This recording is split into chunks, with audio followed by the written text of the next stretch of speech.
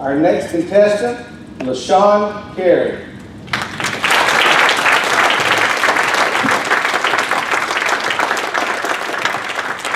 Just duck. Just duck. LeSean Carey.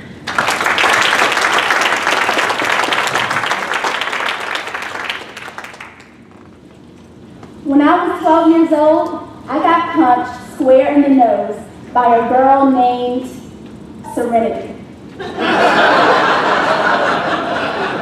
Mr. Contest Master, fellow Toastmasters, and guests.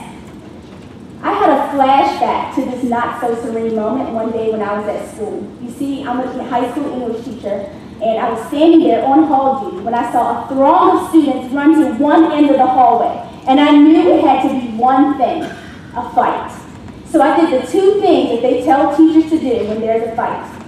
First, I told them to stop. So as these two girls were fighting with each other, I said, "Stop fighting! Now!" That doesn't work. The second thing I did, I had to control the crowd. So I turned and I looked at the massive amount of students and I said, "Go to class! Now!" That also doesn't work. So as I watched these two girls just tearing into each other, I knew that my students would be absolutely shocked to know that their teacher, Miss Carey, had been in her own girl fight. I was in middle school when this fight happened, and let me tell you, I grew up in D.C., and the school that I went to was supposed to be tough. Every day we were subjected to metal detectors. You would go in, throw your book bag down, and you were inspected from head to toe. One day a boy went through the metal detector, and all of a sudden it went off. Beep, beep, beep, beep, beep, beep, beep. Everyone stopped. Panic flooded into the room. Everyone looked. Could it be a knife? Could it be a switchblade? So they emptied his pockets, made him take off his shoes, look under his armpits. Come to find out, it was just the boy's braces.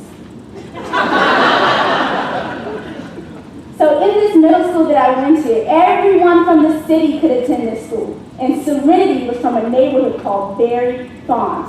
Now, she was not from any farm. She was not nursing pigs or anything like that. You never messed with anyone from Berry Farms at all. But of course, I did. Now, Serenity looked like she never smiled in her life. Her hair was like pulled back really tight, and she seemed like she had a permanent grimace on her face. The day of the fight, we were in history class, and it was right before lunch, and the teacher put his hands on his hips, and he said, "No one is getting dismissed until this room is silent." So I, being the self-proclaimed rule follower, I probably even had a halo over my head. I obliged and I was quiet. And soon, silence fell over the room. Now let me tell you about my classmate. There was a kid in my class named Larry. I'm going to call him Loudmouth Larry, because his whole point in life was just to start trouble and be the instigator. The second one, his friend Quincy, never spoke but to say, "Ooh." Only thing he said, never heard him say a word. So as silence fell over the room, I was just so excited. Yes, we're going to be able to go to lunch on time today. And then Serenity whispered something to her friend, disrupting the quiet. And I, frustrated, turned to my friend and I said, "Serenity just needs to shut up." Quincy said, "Ooh." I knew at that moment I had said something I should not have said.